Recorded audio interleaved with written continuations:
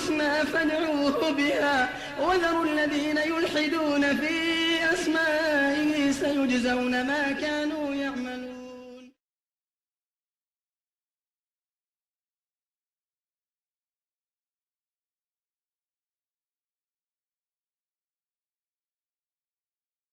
Next name, let's begin inshallah, is Ar-Razzaaq, which we said is on page 22 at the bottom, and it actually carries on to the next page. So the provider, the one who provides for all of his servants. There is not a creature on the earth except that Allah provides for it.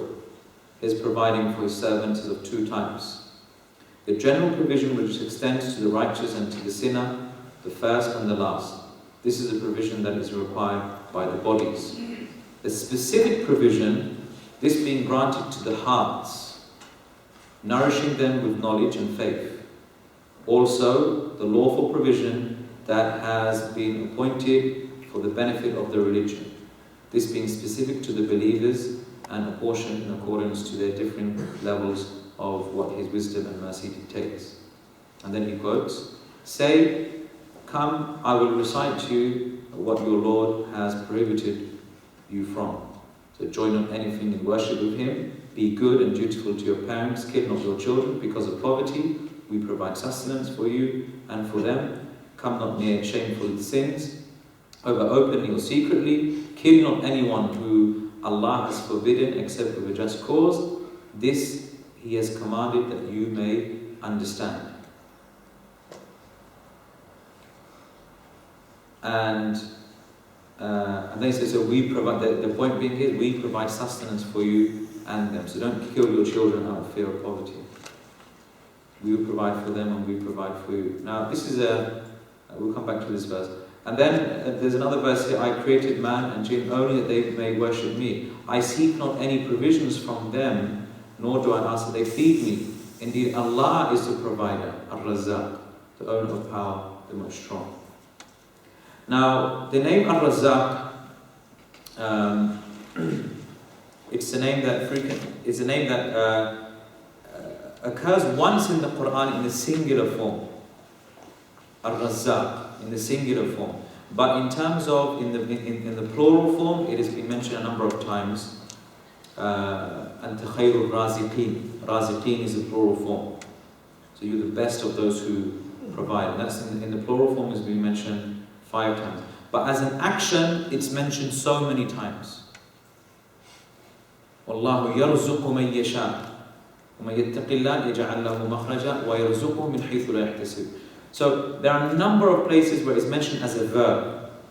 So don't think that, Ar-Razzaq, it's only been mentioned once. No, as a verb, the fact that Allah describes that He provides, it's something which is recurrently is mentioned time and time again in the Quran. Now, Razzaq, it comes from the word rizq, which we usually translate as provisions. And from a linguistic perspective in the Arabic language, rizq refers to something which a person benefits from. Now, it's better that we understand rizq like that, because if you tell people rizq is provisions, what's the first thing that comes to your mind? Food, clothing, etc. Yeah? So we look at it purely from the physical aspects, the tangible things, provisions. Whereas in the Arabic language, we use 2 words for provisions. We use rizq and we use another word which is called qut. Q-O-O-T. Qut. And one of the names of Allah is al-Muqit. Yeah. Now, qut is provisions as well. But what's the difference? Qut refers to the physical provisions that you need to stay alive. Food, clothing, shelter. So what we refer to as rizq, really it is qut. So what is rizq therefore? Rizq is more extensive and more generic than qut. Qut, we said, it just relates to the physical and the tangible, provisions. But Allah is Ar-Razzaq. He provides us with spiritual sustenance. And that is the greatest form of sustenance. That's the greatest form of sustenance. But that's what we fail to understand. Because when we refer to Allah as Razzaq, the only thing that comes to our mind is what? Food, clothing, shelter, drink, and what have you. But the greatest thing that He provides is Iman and Taqwa. Okay? And that's why, look at this verse. Allah says, وَمَن يَتَّقِ اللَّهِ يَجْعَلْ لَهُ مَخْرَجًا وَيَرْزُقْهُ مِنْ حَيْثُ لَا يَحْتَسِبُ. Whoever has taqwa of Allah, Allah finds out a way for him. And He provides him from a means in which he cannot perceive. Now when many of us read this verse, we think of wealth. That if you have taqwa of Allah, Allah will increase you in rizq. He will increase you in wealth, He will increase you in sustenance. Which is true, without a shadow of a doubt. Because obedience leads to an increase of provisions. But there is also another meaning of this verse, which is that if you have taqwa of Allah, Allah will increase you in guidance. Okay? Because Allah says,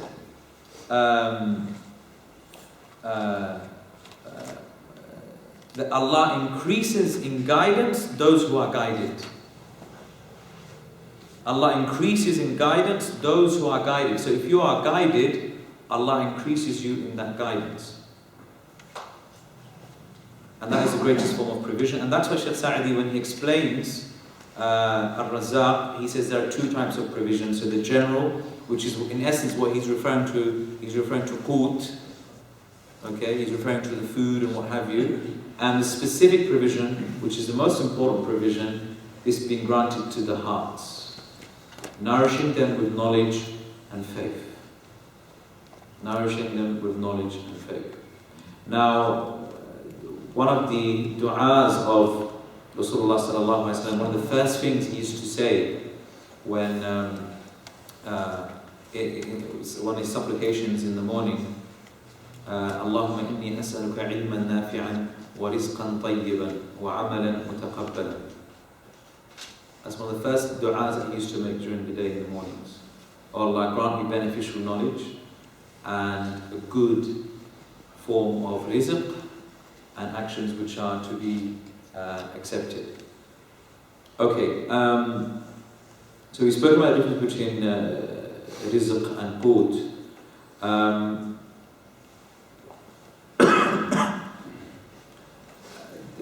There are other manifestations of this name, which I think we will leave until after Salah, inshallah. So we'll just stop there, or we'll break for Salah, but we'll resume after that, inshallah.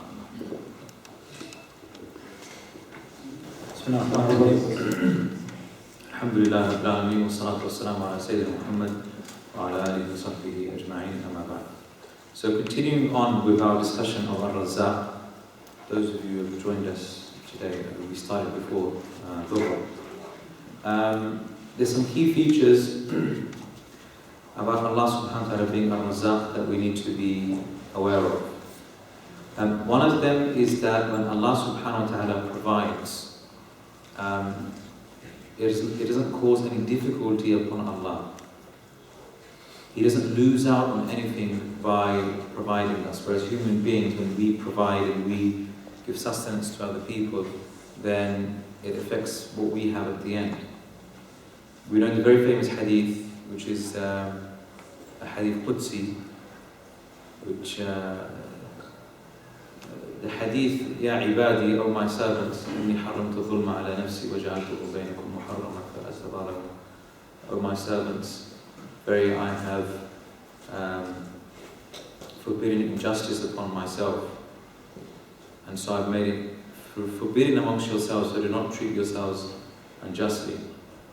This hadith, by the way, hadith Qudsi, was considered to be the most noble hadith that the scholars of Ash-Sham used to narrate, and they used to take great pride in this hadith because all of the narrators of this hadith were from Ash-Sham, which is present day Syria, Palestine, and I find that quite befitting that they narrated this hadith and what is happening to the Muslims in Ash-Sham.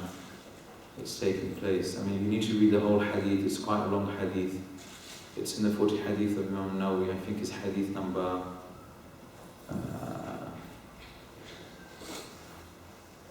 98, I think, somewhere near there. So it's a well-known hadith. Please look at that. Part of that hadith, Allah subhanahu wa ta'ala says, Ya ibadi, O my servants, لو أن أولكم وآخركم وإنسكم وجنكم قاموا في صعيد واحد فسألوني فأعطيت كل إنسان مسألته ما نقص ذلك مما عندي إلا كما ينقص المخيط إذا أدخل البحر. O my servants, the first of you and the last of you, the mankind of you, the jinn of you, were to stand in one platform, and you all asked me for something, and I gave every single person, human being and jinn, from the beginning of creation to the end of time, what he wanted, that would not decrease what I have. That would not decrease what I have. Except if you were to put a needle into a sea. If you were to put a needle into a sea and you were to take the needle out, how much water has decreased from that sea? It's not even measurable. You won't be able to measure it. So when Allah subhanahu wa ta'ala provides, He can provide, but nothing, He doesn't lose out on anything. And it's a key feature of Allah's ability to provide. Another aspect is that Allah subhanahu wa ta'ala provides without, regardless of faith, regardless of what faith you have, Allah will still provide. So He'll provide to the believers and He'll provide to the disbelievers. And that's why in the very famous hadith, the Rasul said, مَا أَحَدٌ أَصْبَرُ عَلَى الْأَذَى سَمِعَهُ مِنَ اللَّهِ. That there is no one who is more patient upon hearing harm than Allah. يَدْعُونَ لَهُ الْوَلَدِ. They ascribe to Him a son. ثُمَّ يُعَافِيهِمْ وَيَرْزُقُهُم. But then Allah, He safeguards them and He continues to provide for them. So they ascribe a son to Him, but He still provides for them. Whereas with human beings, if someone treats you unjustly, you're not going to give them a single penny. You won't give them a single penny. But that's the way Allah subhanahu wa ta'ala provides. And even if you transgress against Him, He'll still provide for you. Now, but this is related to the next point, which is that when Allah provides, this doesn't necessarily mean that He loves that individual. And this is very important, especially for us living here in the West, where we live generally quite affluent lives, and we enjoy a certain degree of luxury and comfort. It does not necessarily mean that Allah subhanahu wa ta'ala loves you. And this is what, unfortunately, what increased the disbelievers in their disbelief. Because they thought, look, if Allah, is not happy with what we are upon, then why are we enjoying all of this? So Allah subhanahu wa ta'ala, quotes them, and this is a verse of Surah Saba, verse 35 to 37. وَقَالُوا نَحْنُ أَكْثَرُ أَمْوَالًا وَأَوْلَادًا وَمَا نَحْنُ بِمُعَذَّبِينَ. That they said, we have more wealth and we have more children. So why would, we're not going to be punished. Meaning we are blessed. We are blessed. قُلْ إِنَّ رَبِّي يَبْسُطُ الرِّزْقَ لِمَن يَشَاءُ وَيَقْدِرُ وَلَكِنَّ أَكْثَرَ النَّاسِ لَا يَعْلَمُونَ.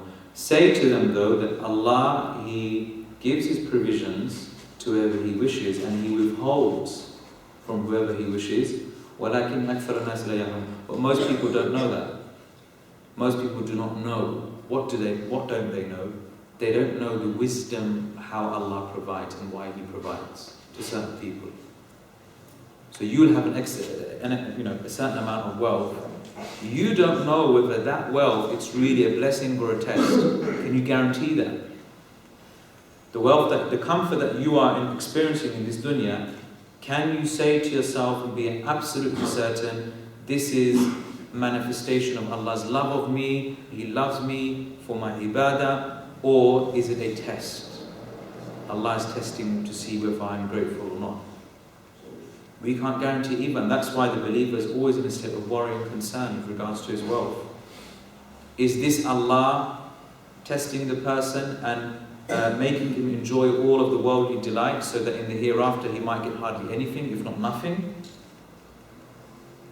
And then that's in fact one of the reasons why Allah, He gives to the disbelievers all that they want, because at the end of the day, That's all the enjoyment they're going to get, because they're going to get nothing of it in the hereafter. And that is what made many of the companions really concerned and worried whenever they would experience luxury. Because they thought that this is maybe Allah giving us to it early, that means we're not going to get it in the hereafter. It used to make them worry, but nowadays it just makes us more happy. It makes us more happy. And that's a sign that we are attached to the dunya. The more wealth that we have, we become so happy, and when we decrease in wealth, we become really sad. That's a sign of attachment to the dunya. Whereas the believer is a zahid, he's an ascetic. He is someone who, whether his wealth was to increase or his wealth was to decrease dramatically, he would view it in the same light. He would view it in the same light, and that is what true zuhud is. And that is why one of the scholars from the Salaf, when he was given like a huge amount of wealth, and he began to cry, and he wasn't crying out of happiness. He said, how am I going to respond to Allah on the Day of Judgment with all this wealth that He has given to me? This is a responsibility now. If you were to give a sack of gold to someone or a bag of money, look how they'll jump up for joy. Who wants to be a millionaire? Look how they respond. It's really subhanAllah. You know, these game shows, and that's why really Muslims shouldn't be watching these game shows, because that's just going to make you be in their position. And I find it fascinating how Muslims are interested in these shows, really. We should be disgusted at their attitude.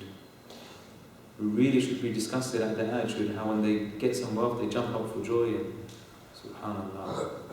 ثُمَّ لَتُسْأَلُنَّ يَوْمَئِذٍ عَنِ النَّعِيمِ. That day you'll be asked about all the delights you had in this world. On a side note as well, there are other shows as well that I think Muslims should be cautious whether they should be watching. One show in particular, which is The Apprentice. Okay, and I know many Muslims watch it. But I would ask yourself, really, should you be watching a program like that? Why? Because the people that participate in that show, contestants, they're working against one another. They backbite, they lie, they cheat, they try to step over another person.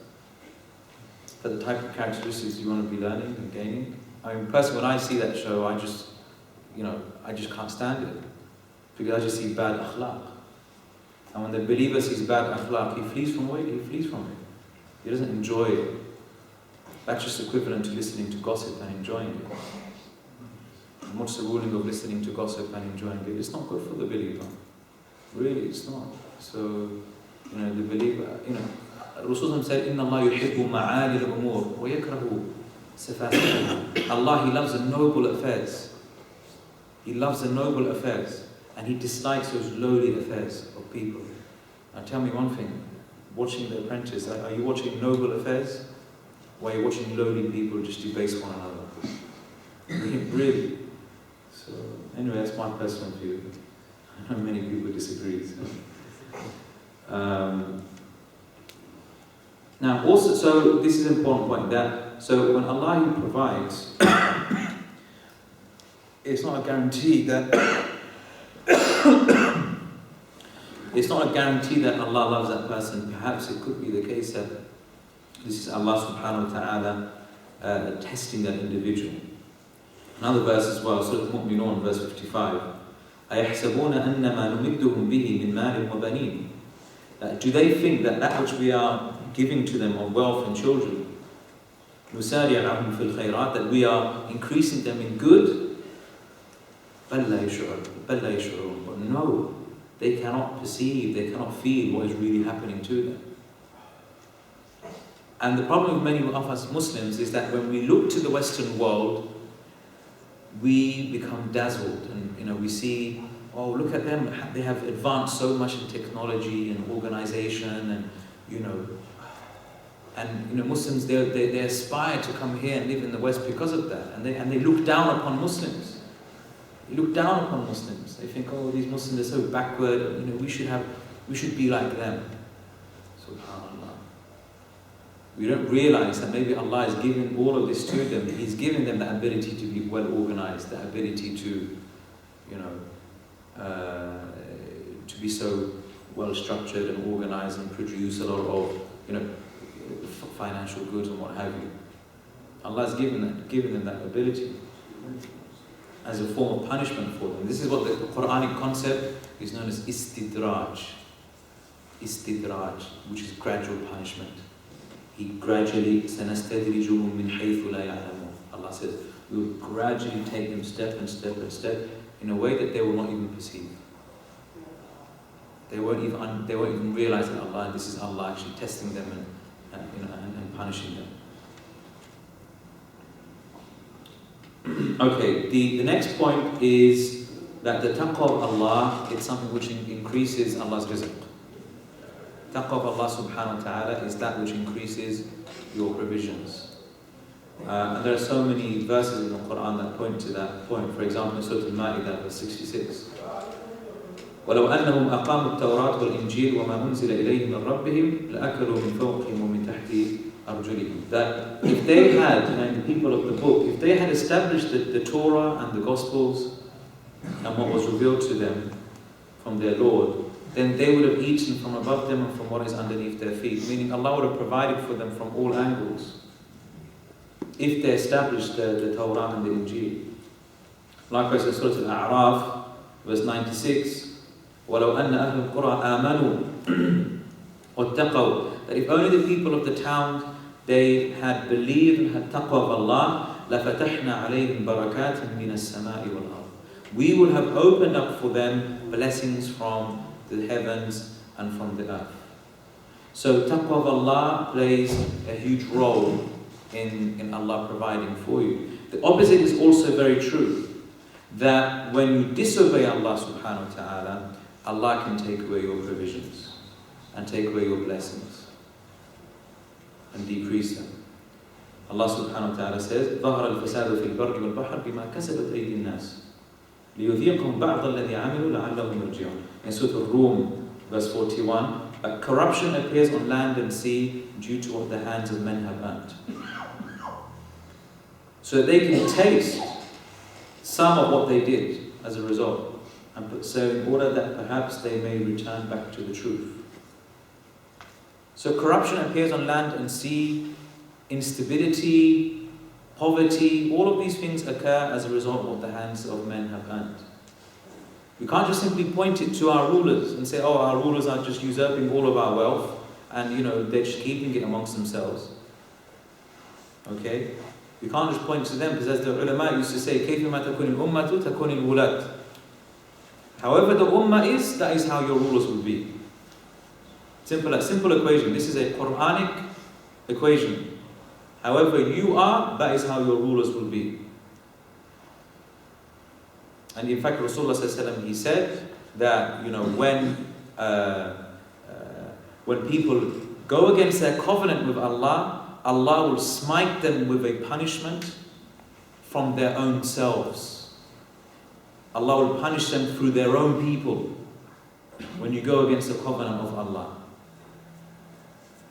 Okay. Another hadith of Ibn Umar, Rasulullah said, إِذَا تَبَايَعْتُمْ بِالْعِينَةِ, that when you engage in transactions which involve riba, interest, وَأَخَذْتُمْ بِأَذْنَابِ الْبَقَرِ, and you take hold to the tails of the cows, وَرَضِيتُمْ بِالزَّرْعِ, and you become satisfied with the cultivation of the land, meaning you become people who are become dunyafied. وَتَرَكْتُمُ الْجِهَادِ, and you leave jihad in the way of Allah, سَلَّطَ اللَّهُ عَلَيْكُمْ ذُلًّا, Allah will smite you with humiliation.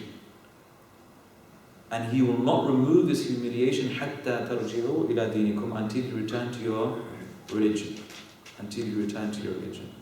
Okay, so this is really an important point, because sometimes we point the fingers in the wrong direction. I'm not saying we turn a blind eye to the corruption that is appearing. No, that is happening. No. Our rulers are to blame. If they're not ruled by the law of Allah subhanahu wa ta'ala, then we need to take them to account. But at the end of the day, it all goes back to the state of the ummah. Our state. Us. And that's why Rasulullah used to say that, when you stop giving zakat, Allah withholds the rain from the heavens. If you stop paying zakat, look what happens. And if it wasn't for the animals, you wouldn't even have a single drop of water. Not even a single drop of water if it wasn't for the animals. So our disobedience has a huge impact on the state of the affairs of the Ummah. We don't realize that. We don't even realize this. The smallest things can have such a huge impact. Rasulullah reported in a hadith in Abu Dawood that this Ummah will continue to remain in a good state as long as they hasten to breaking their fast. I find this hadith amazing. This Ummah will continue to remain in a good state as long as you hasten to break your fast. And you might think, what on earth has hastening to break your fast got to do with the state of the Ummah? Surely this is a minor affair. This is not a major affair. This is just as, they say like in Arabic, we have the lub and the qishr, they say the seed and the peel. Okay, this is just one of those minor affairs. No, because this is an indication if a Muslim is very eager to fulfill the basic, the basic sunnahs, if they have that eagerness to do that, then obviously there'll be people who'll be fulfilling all of their obligations and staying away from their major sins. Isn't it? If someone is not fulfilling his obligations and he's committing major sins, he's not going to be that bothered about how soon he breaks his fast. Who will be concerned about breaking his fast? Not just the person who's really hungry, but the person who has a strong desire to follow the Sunnah of Rasulullah. So in essence, it's our connection to the Sunnah what leads to the good state of affairs of this Ummah. The final point I want to mention about the rizq is that, I've mentioned that the greatest form of rizq that Allah provides for us is that of Iman. But that's in the dunya. But otherwise, the greatest rizq that Allah can really give you is Jannah. And that's if you take into consideration the hereafter. That is the greatest provision. Allah subhanahu wa ta'ala, He says in Surah Al-Hajj, verse 58, and listen to this ayah very carefully. وَالَّذِينَ هَاجَرُوا فِي سَبِيلِ اللَّهِ ثُمَّ قُتِلُوا أَوْ مَاتُوا. Those who migrated in the way of Allah, then they were killed, أَوْ مَاتُوا, or they died on their journey, Allah will provide them with rizqan hasana. Allah will provide them with a very good provision. وَإِنَّ اللَّهَ لَهُوَ الْخَيْرُ الرَّازِقِينَ. Allah is the best of providers. And what are these people going to get? People who die in the way of Allah, in jihad, in hijrah, they get Jannah. So Allah, He describes Jannah as being rizq. And the next verse makes it even clearer in Surah Al-Talaq, verse 11. وَمَنْ يُؤْمِنْ بِاللَّهِ وَيَعْمَلْ صَالِحًا. Whoever believes in Allah and does good deeds, يُدْخِلْهُ جَنَّاتٍ تَجْرِي مِنْ تَحْتِهَا الْأَنْهَارِ. Allah will enter him into paradises underneath which rivers flow. خَالِدِينَ فِيهَا أَبَدًا. They will reside therein for eternity. قَدْ أَحْسَنَ اللَّهُ لَهُ رِزْقًا. Indeed, Allah was good to him. Allah perfected, showed beneficence in His rizq to him by providing him al-Jannah. Likewise, He describes the gifts in paradise. Allah says in Surah Sad, verse 54, إِنَّ هَذَا لَرِزْقُنَا. This is our provisions that we give to the believers. مَا لَهُ مِن نَفَادٍ. And He will never deplete. He will never deplete. So Allah describes Jannah, the various enjoyments of Jannah, as a form of rizq. And so this is one of the greatest forms of rizq that we can truly ask for. Okay, so when you ask for rizq, don't think you're just asking for worldly things. Remember, we need to distinguish between qut and rizq. You have one aspect of your provisions, which is the food, clothing, but the other aspect of rizq is the iman and the taqwa, and then you have the rizq of Jannah itself. On a final point, actually, just before we conclude on this point of rizq, is Allah subhanahu wa ta'ala.